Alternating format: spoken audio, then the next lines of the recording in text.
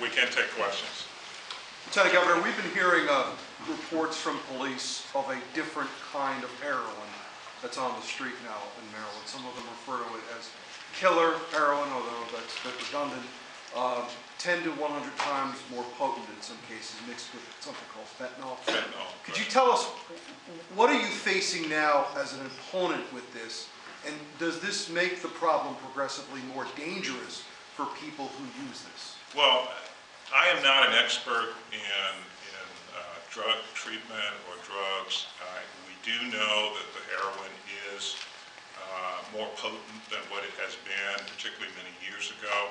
We know that some are mixing it with this fentanyl, but you know, the issue that we're trying to address, or I should say the way we're going about this, is we're trying to gather information first, and that's some of what we've been doing since Election Day, is gathering information in terms of what the state has been doing, but also what is going on out there in the marketplace, for lack of a better term, and then develop solutions.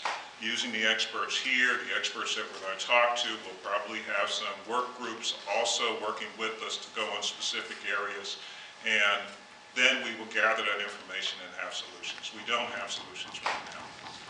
Mr. Governor, in the city of Baltimore, Percocets are heavily used among young adults. Has that come across your radar?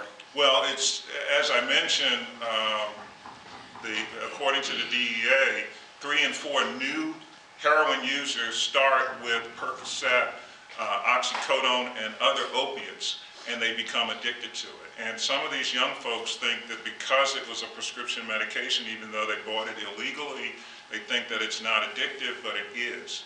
As I mentioned, this FBI agent that was mentioned, I mean, this gentleman was the top of his class when he was at the University of Maryland. He was top of his training class as well. And he started with prescription medication. When he couldn't get the prescription medication any longer legally, he went to heroin. So they need to understand that as well. Sir? Lieutenant Governor, you're not the first administration to try and tackle this issue. No. And one of the biggest problems has been the number of available treatment centers and beds, and I think Mr. Brandon has alluded to that even when he was talking, that there aren't enough and they aren't spread out all over the state. Can you tell me a little bit of how you might try and tackle that particular issue, or at least give us some ideas that you're thinking about, that you've heard that might work? Well, again, I don't have the answers, okay, but we do know that that's an issue. And it's not just, and I don't want to veer too far off the topic, it's also an issue in the mental health area. And mental health also crosses over with this issue that we're talking about as well. That may be one of the solutions or recommendations that we come back to the governor with, is that we need to put more emphasis in treatment. But it's also how the treatment is done and the quality of care on the treatment. That is something that's important, and some of the experts that are here are very familiar with that as well. Not only treatment centers, but how do they perform? We probably need metrics on some of these treatment facilities as well. How are they actually performing it? What is their success rate? What works and what doesn't work? Different people, there are different approaches that have been going on for a number of years. And we need to explore what works, what doesn't work.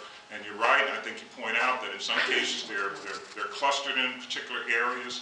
If you have an area that may be a bit more rural, you may have one location in a relatively large geographic county, and we have to look at how we can deliver those services better.